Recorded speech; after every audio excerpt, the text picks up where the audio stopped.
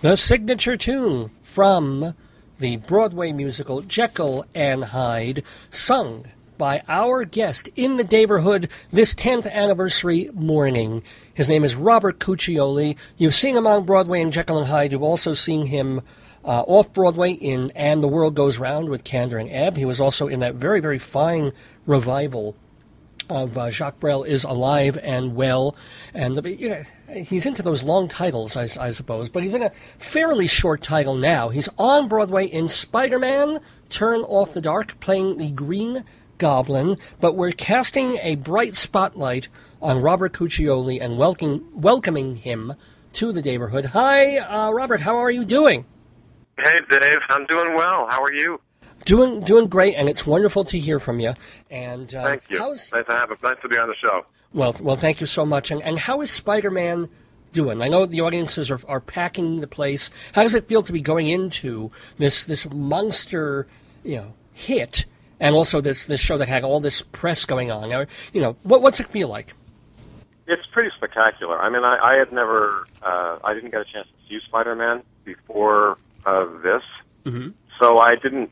All I had to go on was what the, what the rumors were, what the press was. I certainly heard about, their trials that they went through in putting the show up. But I had no idea what to expect. And just getting to know the, first of all, after I got cast in this show, I did see it. And I was pretty blown away by the spectacle. It's enormous. It's an enormous blockbuster. It's the visuals are stunning, and it's an exciting, fun show. And I was so excited about doing it.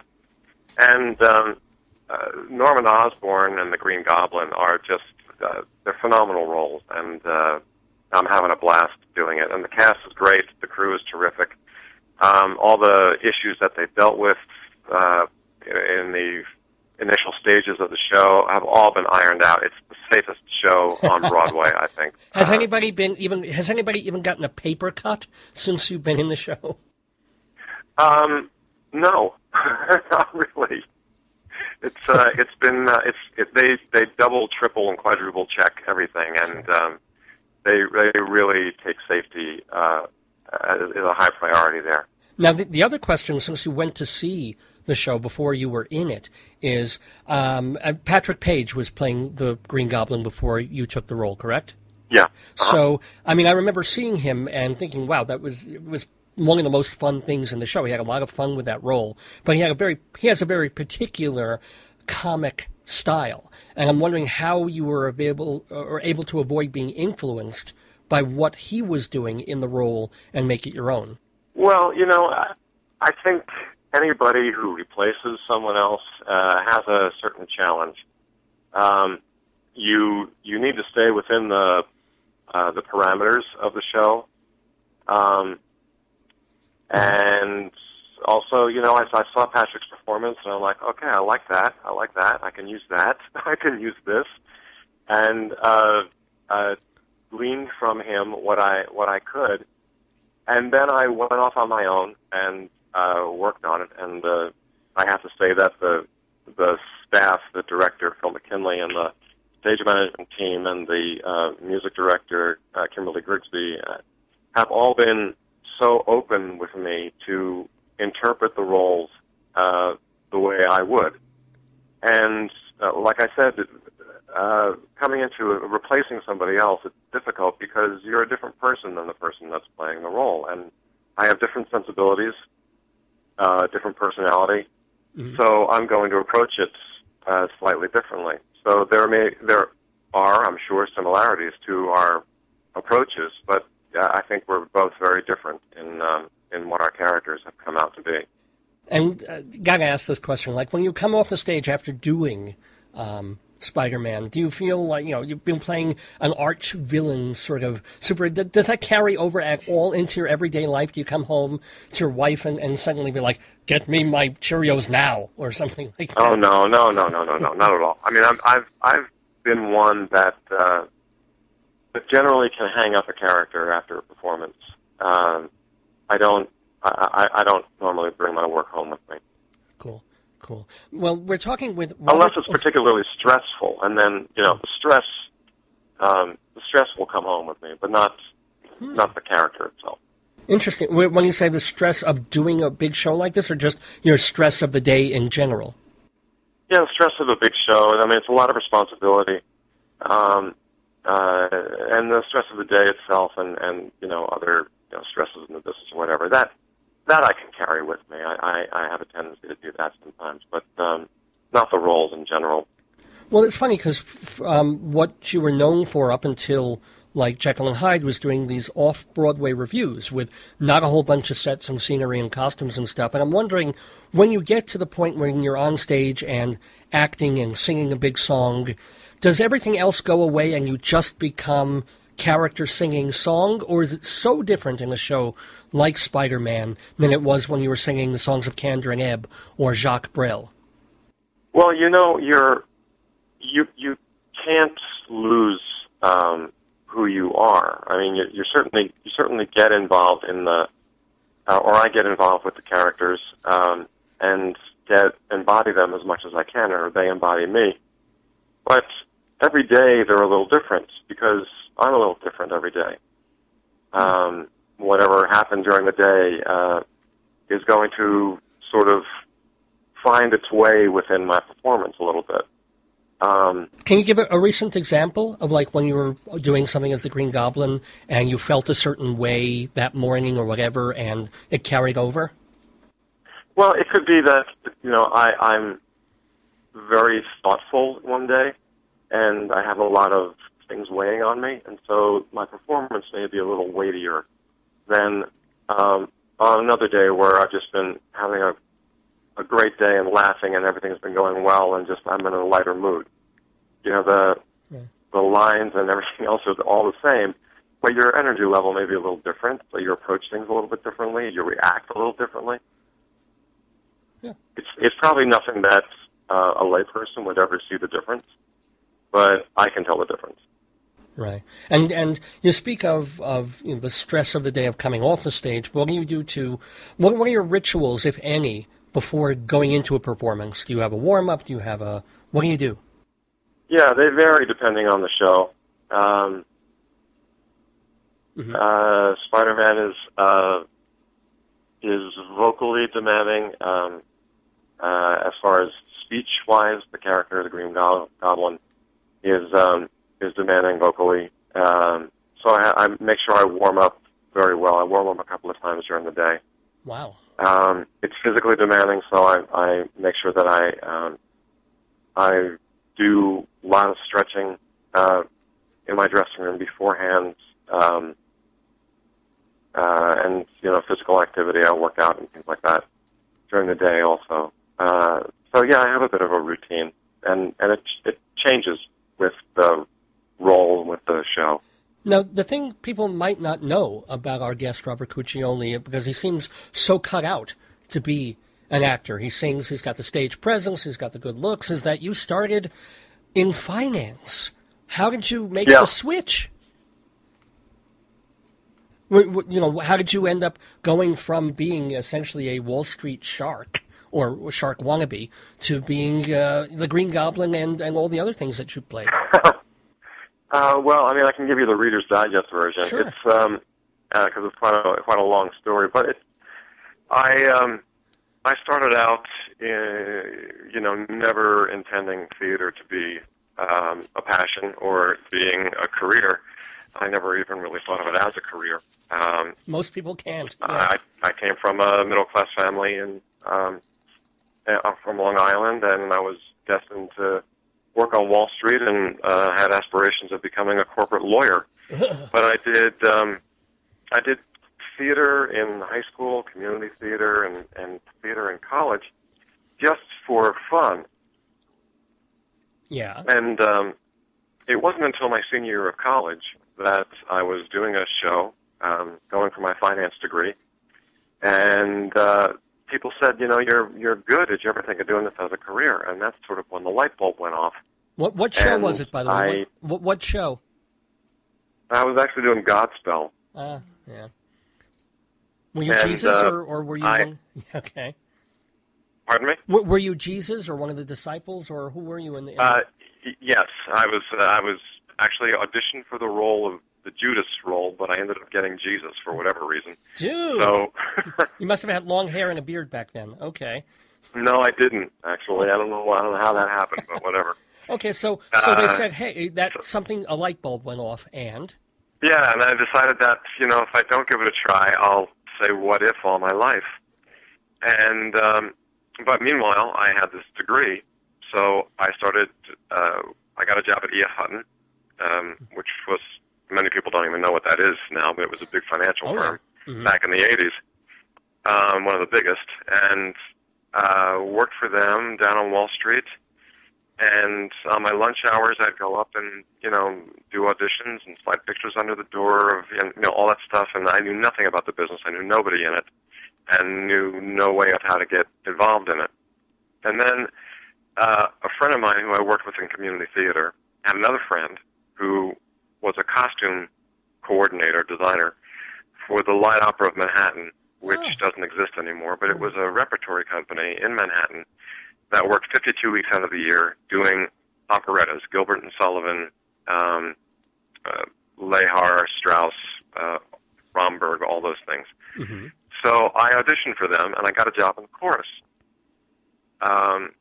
So making $35 a week. Wow. So I would still more than I make now. Would work on Wall Street during the day, travel uptown, and do theater at night. And I did this for a year and a half, both things, until I couldn't do it anymore because I was getting roles in the company, and I had to rehearse with them more often. And so I quit Wall Street and started on the course of acting, and my parents cried.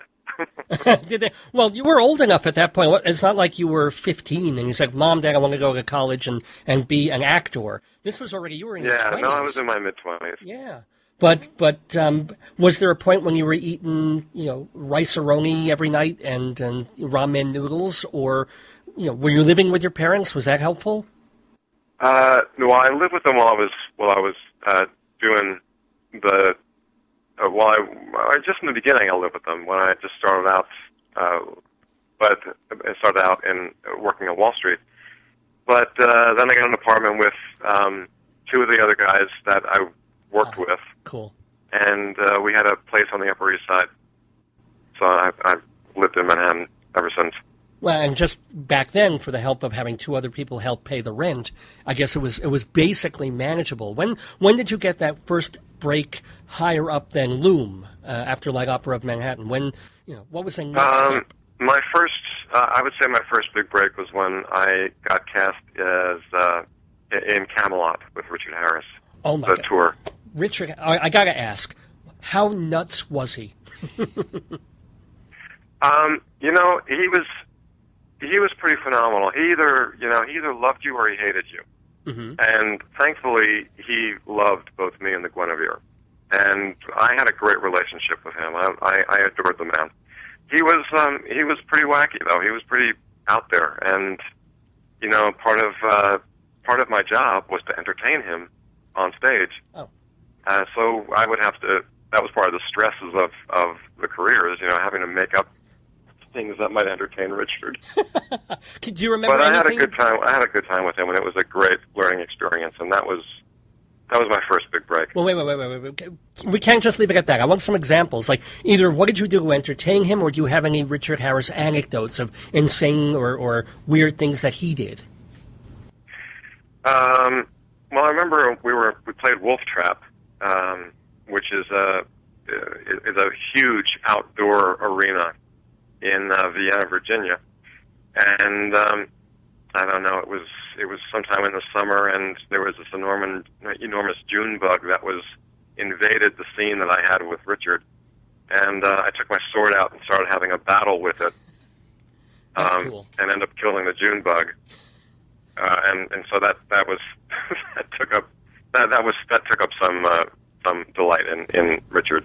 Hey, one thing I want to ask Robert Cuccioli, who is our guest here in the neighborhood, is that HBO at one point, or one of the cable channels, showed the Richard Harris tour of Camelot. Are you the Lancelot in that old video? You're not. Oh, okay, sorry. No, that's probably Richard Mewins. I think you're right. Yeah. Who, by the way, that's an interesting name because was he in The World Goes Round also, or was he in Closer Than Ever, the original one of that? He was probably in Closer Than Ever. Cool. Well, let's get to And the World Goes Round, which is one of the first places people really discovered you outside the realm of, or at least in New York. So how did you get that Kander and Ebb role, and what was that like, being part of that company? I auditioned for it, like most actors do for just about everything, and it was a great experience. I mean, I developed long-lasting friendships with the rest of my cast members: Karen Ziemba, Karen Mason, Jimmy Walton, Brenda Presley. Cool. So it was a great time. We had a lot of fun. And it was a great show. It was very inventive. Susan Stroman's staging and choreography was just brilliant. And that was the beginnings of Susan Stroman. She who went on to do the skyrocketed shortly after that. Yeah. With her specific style. Yes, it was a great experience. And did you learn anything working with or doing the songs of John Kander and Fred Ebb? Did I learn anything from working with the two of them? Yeah. They were both just really great, generous. Well, Fred Ebb was. I mean, John is still with us, thankfully. They're both just generous, dear, wonderful men, and I don't remember anything specific that they imparted to me as far as what I learned, but I know just they were very generous and giving and supportive with our approaches to everything. And what about from Stro, as I like to call Susan Stroman, though I've never met her?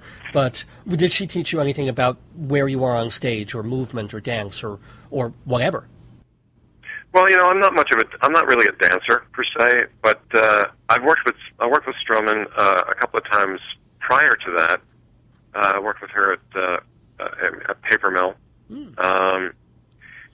So she's great because she knows how to make people look their best and to build choreography on people to their talents. So she always made me look great with whatever I needed to do, and I had to do a dance number, Arthur in the Afternoon, with Karen Ziemba, which was one of the highlights of my life. So I still remember that. It was a lot of fun. Cool. We're talking, by the way, with Robert Cuccioli. He is a Broadway and off-Broadway actor, as we've been hearing, certainly. Now, the next big leap forward in your career was in the Broadway premiere of the Frank Wildhorn musical Jekyll and Hyde. And so... well, prior to that, I did Les Miserables. So that was my first Broadway debut. That was my Broadway debut. Yeah. Well, you weren't the original Javert, but you came into Les Mis as a Javert. No, I came into that later, and then I left Les Mis to do Jekyll and Hyde. Were you a little worried when you first got, now that you're doing Broadway, so okay, you've got Les Mis and it's Javert, and it's a big Euro kind of musical, and then you go into Jekyll and Hyde, which is another Euro. Do you worry that maybe that on some level typecast you as doing a certain kind of Broadway show and a certain kind of music? And that, no. Good, okay. Cool. No, I never worried about that at that time. I was concerned with it after Jekyll and Hyde, but not before that. It didn't even cross my mind. After J&H, did you feel that sometimes you were being typecast as, he'll do these big Euro musical Gotho things? No, it wasn't that he'll do these things. It's just that, can he do anything else? So that's the thing. That's the issue with being, an actor, and it's always, you get stigmatized by what you just did sometimes. Yeah.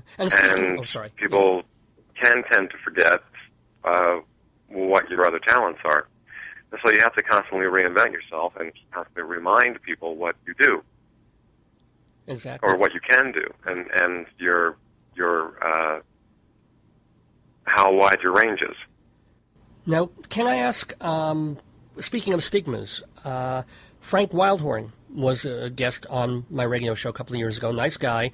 Talked to him. Why do you think he just has had no real success on Broadway?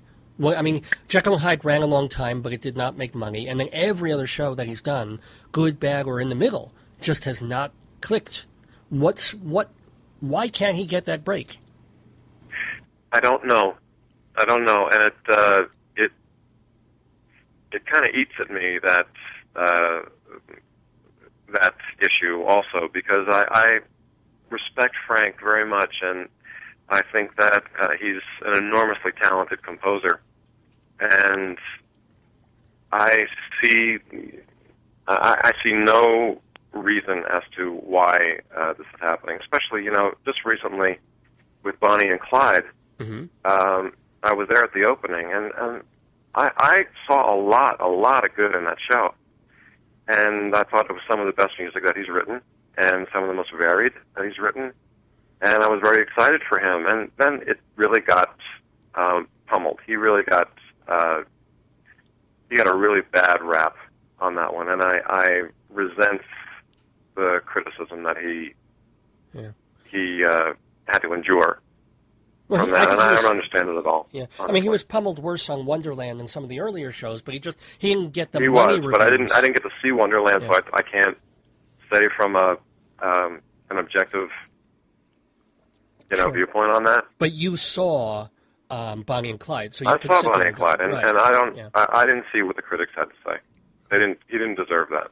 Now, I guess the good news for Frank Wildhorn is that Jekyll and Hyde is apparently coming back this season. He'll be playing on Broadway in spring. You've directed Jekyll and Hyde, regionally. A number of times, yeah. Yeah, so do you have any thoughts on there being a new Broadway Jekyll and Hyde?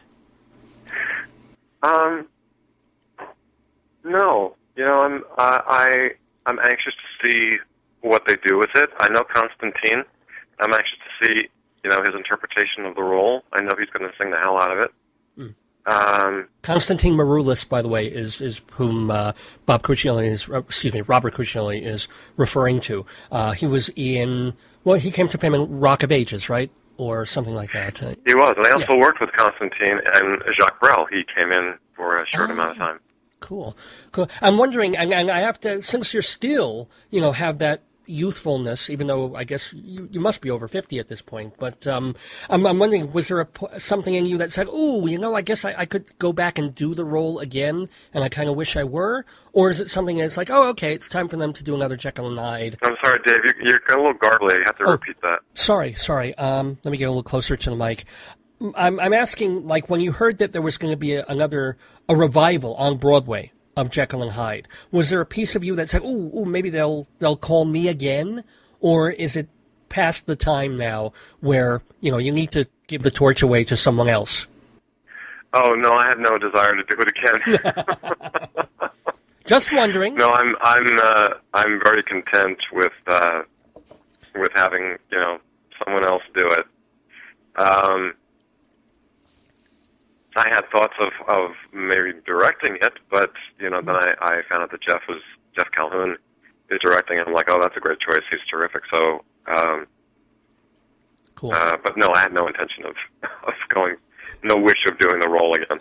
Now, in terms of your career, one of the interesting things about Robert Cuccioli's, I guess, more than 20-year-old New York theater career is that it has been mostly New York theater. You have done some TV, you've done some soap opera work. Haven't really done much in the way of movies or sitcoms or other stuff. Was that an intentional career path, or did you just, not get the sitcom that some people get that runs for 10 years and, gives them another life in California?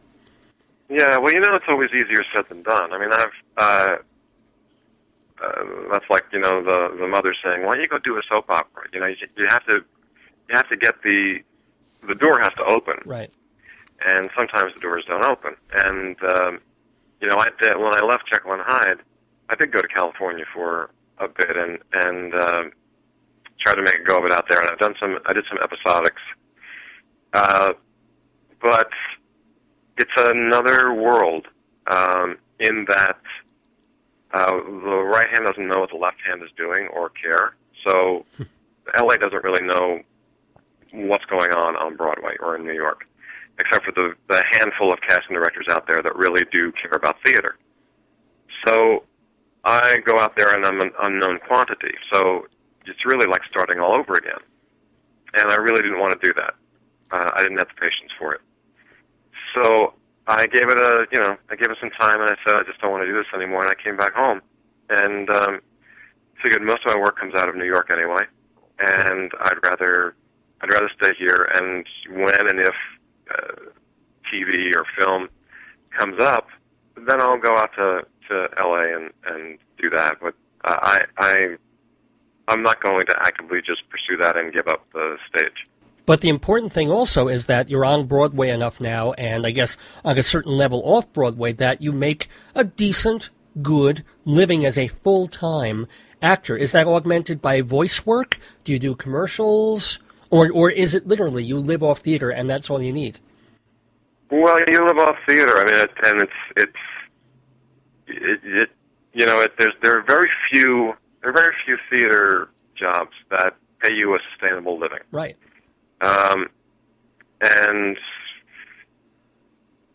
being in Spider-Man, this is the first time I've been back on Broadway since Jekyll and Hyde, and that's 12, 13 years.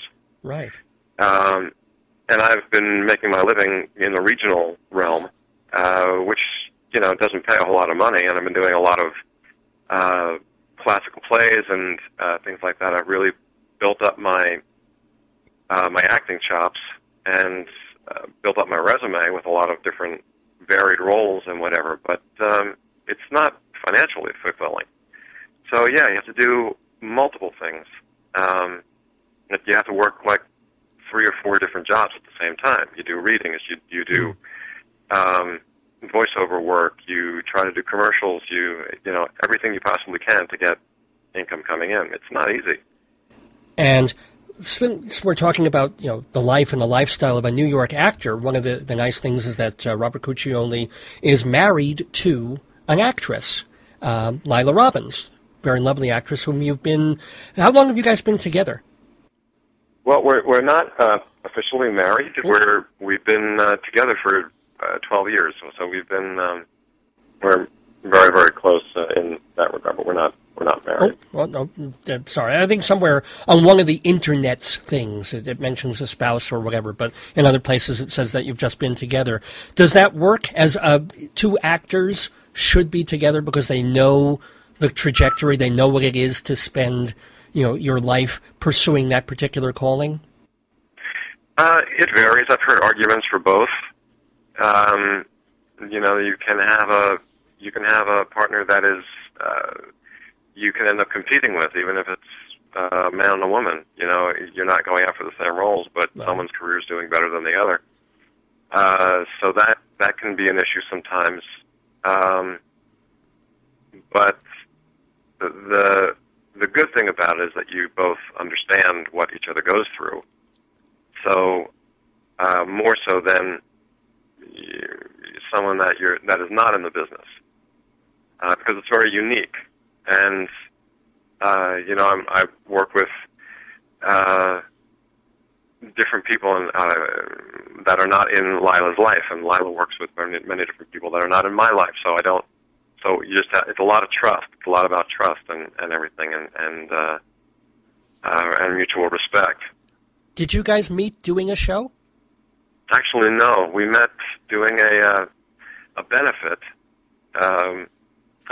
Lila had been involved with the Shakespeare Theater of New Jersey for many years, and I had done a show there. Enter the Guardsman was my first show with them, and with Mark Jacoby and Dana Reeve, and they asked the 3 of us to host this gala, and Lila was a part of it. She was performing in it too, and that's when we met.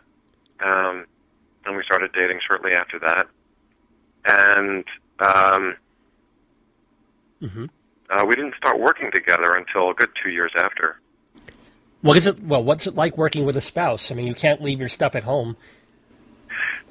But we... I'm sorry, not a spouse. So you're well, no, that's all right, but we sort of do. It's, we're practically married. I mean, we've been together so long.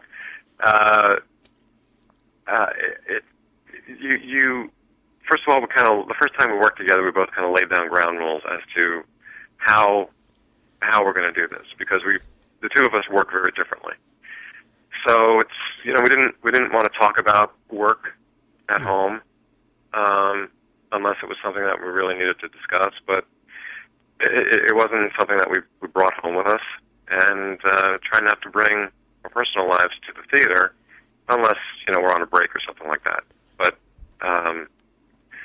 it took a moment to kind of figure it out, but we've worked together 3 or 4 times now, and nice. It's quite easy. We get along very well. We work very well together.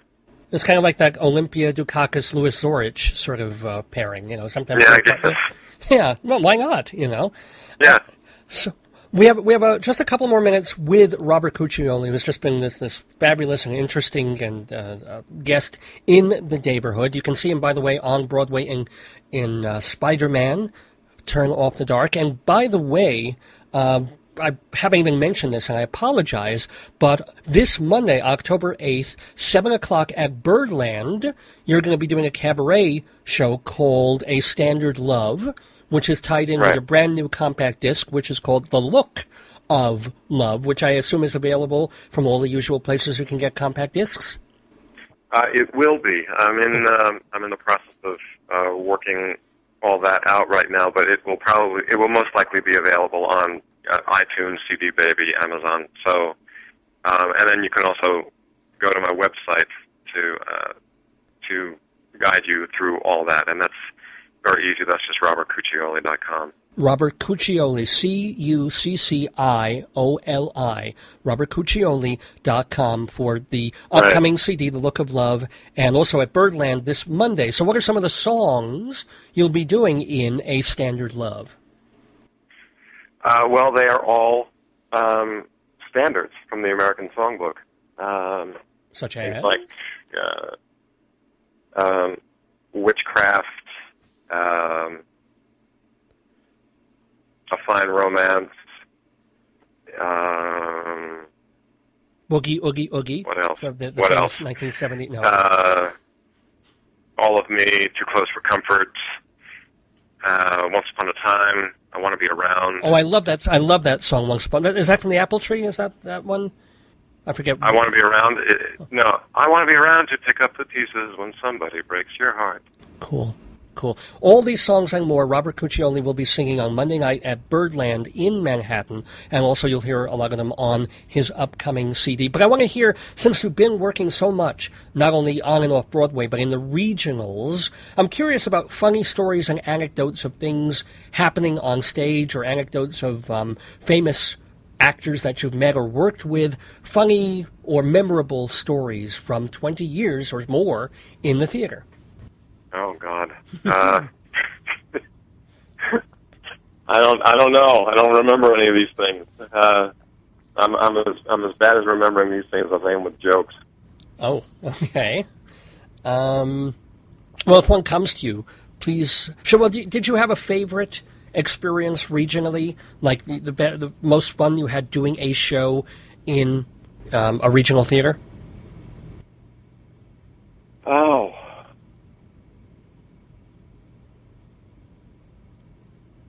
Wow. Yeah, I mean, I've had a lot. Trying to pick the most fun is a difficult one. I've had such a great time in many of them. Well, how about this question? Was there a role that you really learned from and stretched you in a certain way that made you learn a lot, or that you tried a whole different kind of tack of what you're not out of your comfort zone as a performer, let's say? Well, doing Shakespeare has been that's been an enormous stretch for me. I got the opportunity to do that at the Shakespeare Theater in New Jersey, after I had done Enter the Guardsman, as I told you, Bonnie Monty, the artistic director there, had said to me, you can do Shakespeare. Would you like to? And I'm like, yeah, I've been dying to do it all my life. So she offered me Antony and Cleopatra. Antony and Cleopatra is like one of the largest roles. I hope she can offer you Cleopatra. Okay, yeah. So I said yes, and it was just it was terrifying, but it was one of the greatest learning experiences I had. And then I've gotten better at Shakespeare and more comfortable with it as the years have gone on. But that was a great learning experience for me, and also directing for the first time was a frightening experience and a great learning experience for me, and just stretched me as even an actor, because as an actor you sometimes do things and you don't really know why you do them, but you just go out of instinct. Right. But if you're talking to another actor to direct them, you have to use the words. You have to find the words to do that. So it stretched me and improved me even as an actor to direct, because I had to put into words what I do, and that just fed me as an actor as well. Well, I am so glad that Robert Cuccioli has put into words his thoughts and feelings about being an actor on and off Broadway and in regional theater. I guess the last question for Mr. Cuccioli is, you're in Spider-Man as the Green Goblin for how long, and then what's down the pike? What are your next projects? I've signed for a year. I'll be in it until the beginning of next August, at least. We'll cross that bridge, when we get to it next year. But after that, I don't have anything set right now. I can't look that far away. Right. Well, I would love to do a new project. I like to create new works and new roles. So I'm hoping something like that comes along. In the meantime, I will probably be, I'll be enjoying doing Spider-Man. I'll be enjoying doing one thing for a little bit, but I'll probably be working on another cabaret or another concert in my spare time. All I can say is that we're lucky to have you in New York or wherever Robert Cuccioli goes to perform and to sing. If you want to hear him sing, remember he's at Birdland on Monday night at 7 o'clock doing A Standard Love, a lot of standard songs from the American Songbook, which you'll also hear in his upcoming CD, The Look of Love, that you can get at robertcuccioli.com. And, of course, he's in Spider-Man as the Green Goblin on Broadway 8 times a week. So, it just remains for me to say, Robert, thank you so much, especially on a day when you have two shows. You got a matinee and an evening today, and to take like 45 minutes out to talk on the radio when you have to go use your voice for two shows today. I really appreciate that. I think that's really nice of you. Yeah, well, this was enjoyable, Dave. Thanks very much. Well, thank you, and best of luck. Thanks for being in the neighborhood. Oh, my pleasure. Take care now. Bye-bye now.